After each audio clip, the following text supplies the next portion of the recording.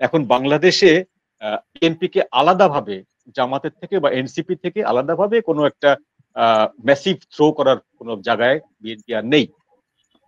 Professor ইউনূসের গ্রিপের মধ্যে চলে গেছে। যারা মঞ্জুরুল হক, এর মধ্যে আরেকটি খুবই বিরল একটি ঘটনা যেন আমি দেখলাম, আমি জানি না আমার চোখে বিরল লেগেছে, আপনাদের বিরল লেগেছে কিনা, সেটি হচ্ছে প্রধান বিচারপতিকে আমি কোনোদিনও দেখিনি তিনি হাঁটতে হাঁটতে সাংবাদিকদের সঙ্গে কথা বলছেন। আজকে আমি কিছুক্ষণ আগেই দেখলাম প্রধান বিচারপতি হাঁটতে হাঁটতে সাংবাদিকদেরকে বলছেন আগামী 22শে জুন বিচার বিভাগের জন্য একটা টার্নিং পয়েন্ট। কিসের সেই টার্নিং পয়েন্ট? আর প্রধান বিচারপতি বা কেন এরকম হাঁটতে হাঁটতে গণমাধ্যমের সঙ্গে কথা বলছেন? এটি খুবই অস্বাভাবিক নয় কি, জনাব মঞ্জুরুল হক? আমি এই প্রসঙ্গে শুরু করতে চাই আমাদের অবাক হওয়া নিয়ে। আমরা অবাক হতে হতে অবাক হওয়া থেকেও এখন অবাক হচ্ছি। মানে আমরা যে অবাক হচ্ছি কেন সেটা ভেবেই আমরা অবাক হচ্ছি। এই যে আপনি বললেন যে প্রধান বিচারপতি হাঁটতে হাঁটতে যে বক্তব্য দিচ্ছে, এর আগে আপনি কখনো দেখেননি, আমরা কেউ দেখিনি প্রধান বিচারপতি স্বপ্রণোদিত হয়ে প্রধান উপদেষ্টার বাসায় এসে তার সঙ্গে দেখা করেন। এরকম ঘটনা ঘটেনি কিন্তু বাংলাদেশের ইতিহাসে। যেটা ঘটে সেটা হলো যে প্রধান বিচারপতি ছিলেন অবসরপ্রাপ্ত প্রধান বিচারপতি, তিনি তত্ত্বাবধায়ক সরকারের প্রধান, তিনি প্রেসিডেন্টের সঙ্গে দেখা করেন, তিনি রাজনৈতিক দলের নেতাদের সঙ্গে দেখা করেন, তারা তার অফিসে যেয়ে তার সঙ্গে দেখা করেন। কিন্তু প্রধান বিচারপতি স্বয়ং প্রধান উপদেষ্টার বাসায় যেয়ে তার সঙ্গে দেখা করেন, কথা বলেন, এটিও কিন্তু বাংলাদেশের ইতিহাসে এর আগে ঘটেনি, এখন ঘটছে। মঞ্জু ভাই, সরি, এখানে একটুখানি ইনপুট আমি দিচ্ছি, আমি লোক সংগ্রহ করতে পারছি না। আমার তো মনে হয় বিচারপতি শাহাবুদ্দিন আহমেদ, বিচারপতি লতিফুর রহমান, এরকম কয়েকজন যারা তত্ত্বাবধায়ক সরকার প্রধান হয়েছিলেন, এরা বাইরে প্রধান উপদেষ্টার প্রধান বিচারপতির একজন পাসপোর্ট সাইজের ছবি ছাড়া আমরা তো তার কোনো ছবিও কখনো দেখেছি বলে কি মনে পড়ে আপনার? না, কখনো দেখিনি। এবং সবচেয়ে বড় কথা হলো যে তারা প্রাক্তন বিচারপতি ছিলেন। হ্যাঁ, তারা বিচারপতির দায়িত্ব ছেড়ে দিয়ে সরকার প্রধান হয়েছিলেন এবং তার ভিতরে একমাত্র শাহাবুদ্দিন সাহেব সরকার প্রধান হওয়ার পরেও একটি অধ্যাদেশ জারি করে উনি আবার বিচারপতি হয়েছিলেন, সেটি একটি রেকর্ড ছিল। কিন্তু বর্তমান প্রধান বিচারপতি যে স্বপ্রণোদিত হয়ে প্রফেসর ইউনূসের বাসায় যেয়ে দেখা করেছেন, বৈঠক করেছেন, সেটি এর আগে কখনো ঘটেনি। আজকে যেমন আপনি বলছেন যে তিনি হাঁটতে হাঁটতে সাংবাদিকদের সাথে বলছেন যে 22 তারিখে বাংলাদেশের আইনের একটি মাইল ফলক একটি ঘটবে, এই যে একটা হিডেন একটা বক্তব্য বা এটা একটা রহস্যময় বক্তব্য, কি ঘটবে তিনি বলছেন না, কিন্তু কিছু একটা ঘটবে এটা তিনি বলছেন। এই বিষয়গুলো আসলে সর্বোচ্চ আদালতের এখতিয়ারের ভিতরে, আমরা এই নিয়ে কথা বলতে পারি না যে তিনি হাঁটতে হাঁটতে বলবেন না বসে বসে বলবেন, এটা তার এখতিয়ার। কিন্তু উপমা যদি দিতে হয় বা যদি রেফারেন্স থাকে, আমাদের সামনে এরকম কোন রেফারেন্স গত 50 বছরের বাংলাদেশের ইতিহাসে নেই, আমরা দেখিনি। তো যেটা নেই সেটা যে হবে না, ব্যাপারটা তো এরকম না। বাংলাদেশে এখন যা নেই তা হচ্ছে, যা কখনো কেউ কল্পনা করতে পারেনি তাও হচ্ছে, যা কল্পনা করতে পারবে না সেটাও হয়তো হবে। এটাই বর্তমানের বাংলাদেশ। সুতরাং অবাক হওয়ার কিছু নেই, আমাদের অবাক হওয়া নিয়েই বরং আমার অবাক হওয়া। এটা ভালো বলছেন যে অবাক হতে হতে যা কিছু ঘটছে নিয়ে অবাক হওয়ার।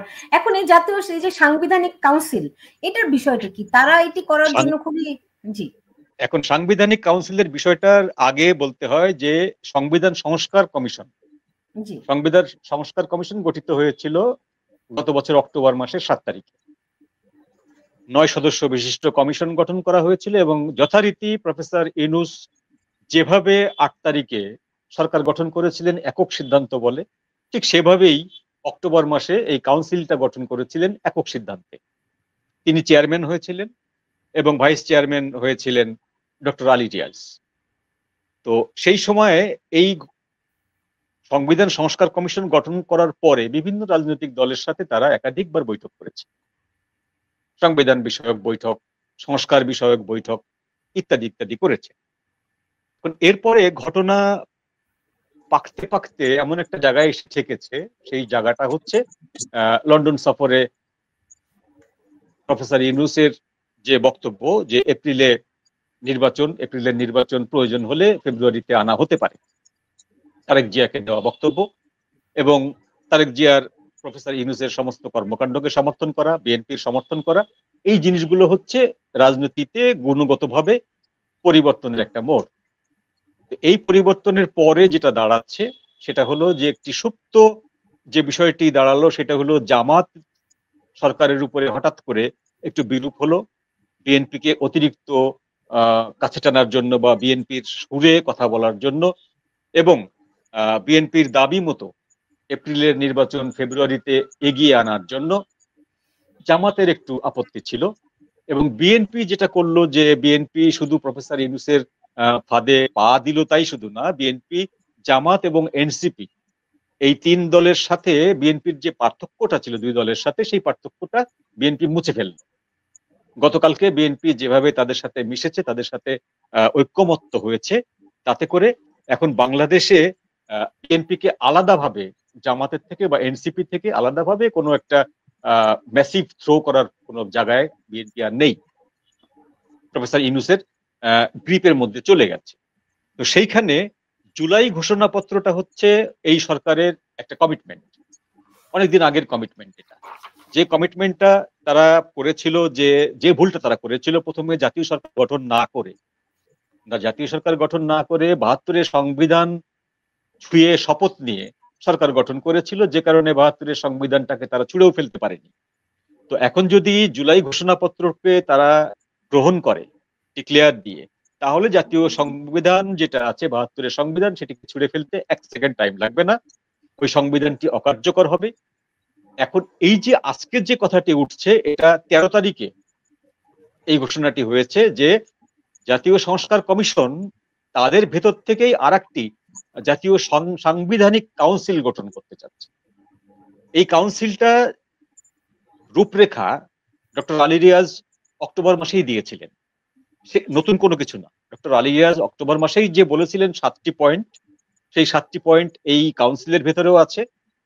যদি কোনো কারণে আপনার জুলাই ঘোষণাপত্র দিতে ব্যর্থ হয় সরকার, বা না দিতে পারে কারোর বাধাতে বা কোনো পক্ষের দ্বিমতে, তাহলে এই যে কাউন্সিলটা গঠন হবে, এই কাউন্সিলটা জুলাই ঘোষণাপত্রের কার্বন কপি হিসাবে ব্যবহৃত হবে।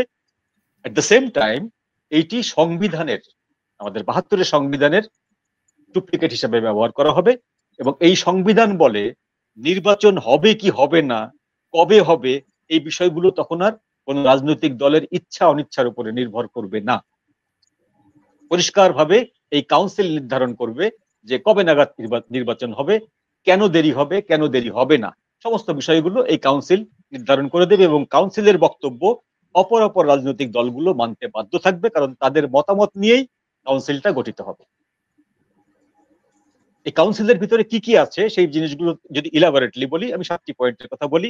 যে প্রধানমন্ত্রী একবারের বেশি দুবার হতে পারবেন না, প্রধানমন্ত্রীকে যেন স্বৈরাচার না হয়ে ওঠেন সেই রকম কিছু বিধিবদ্ধ আইন করা থাকবে।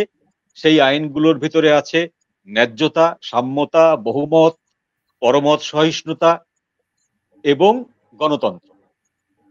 এইখানে যে আমাদের ৪টি প্রধান স্তম্ভ আমাদের সংবিধানের, সেই স্তম্ভগুলোর ভিতর থেকে ধর্মনিরপেক্ষতা, সমাজতন্ত্র, এই দুটিকে বাদ দিয়ে দেওয়া হয়েছে। এই দুটিকে বাদ দিয়ে বাকি দুটির নাম পরিবর্তন করা হয়েছে।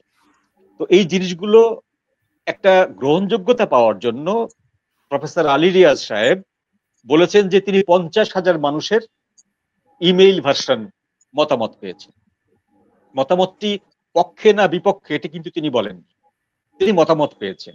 ২০টি রাজনৈতিক দল তার অফিসে যে মতামত দিয়ে এসছে, সেই মতামতগুলো ইতিবাচক না নেতিবাচক সেটি কিন্তু তিনি বলেন। তথা ধরে নিতে হবে যে ইতিবাচক মতামত দিয়েছেন।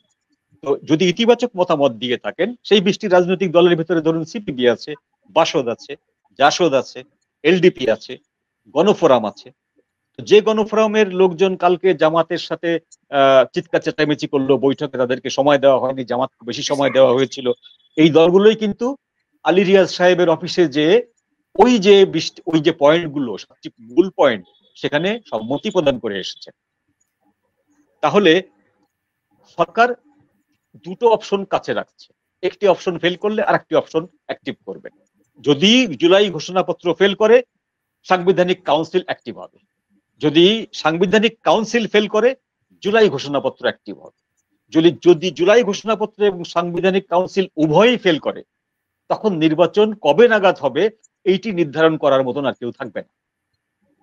কারণ যেই দুটি পক্ষ নির্বাচনের সময় নিয়ে আলটিমেটাম দিয়েছিল, তার একটি পক্ষ অলরেডি সরকারের সঙ্গে হাত মিলিয়েছে, বিএনপি, আর আরেকটি পক্ষ হিরণময় নীরবতা পালন করছে, আমাদের সেনাপ্রধান। সেনাপ্রধানের আলটিমেটামটাকে যে ছুড়ে ফেলা হলো, ডিসেম্বরের ভিতরে নির্বাচন হতেই হবে, এই যে প্রত্যয় যোগে, সেই আলটিমেটাম খারিজ করে দিলেন প্রফেসর ইউনূস এপ্রিলের ঘোষণা দিয়ে। এরপরে কি আপনারা সেনাপ্রধানের কোনো বক্তব্য পেয়েছি? আমরা পাইনি, এখন পর্যন্ত না। অর্থাৎ লন্ডন ঘোষণার পরে এখন পর্যন্ত প্রফেসর ইউনূস যখন ঘোষণা করলেন তার ভাষণে লন্ডন যাওয়ার আগে যে এপ্রিলের প্রথম সপ্তাহে নির্বাচন হবে, এই বক্তব্যের পরে সেনাপ্রধান এখন পর্যন্ত কোনো বিবৃতি দেননি। তার মানেটা হচ্ছে যে বিএনপি কে শুধু পক্ষে পাননি প্রফেসর ইউনূস, সেনাপ্রধানকেও তিনি নীরব থাকতে বাধ্য করেছেন, বা কোনো না কোনো কারণে সেনাপ্রধান নীরব হয়ে আছেন তার বক্তব্যটা খারিজ হওয়ার পরেও। সুতরাং জুলাই ঘোষণাপত্র এবং জাতীয় সাংবিধানিক কাউন্সিল দুটির কোনোটি যদি সংগঠিত করতে না পারেন, তারপরেও কিন্তু নির্বাচন নিয়ে যে ধোঁয়াশা সেটি আরো বেড়ে যাবে। জাতির সামনে কোনো ইতিবাচক কোনো কিছু নেই।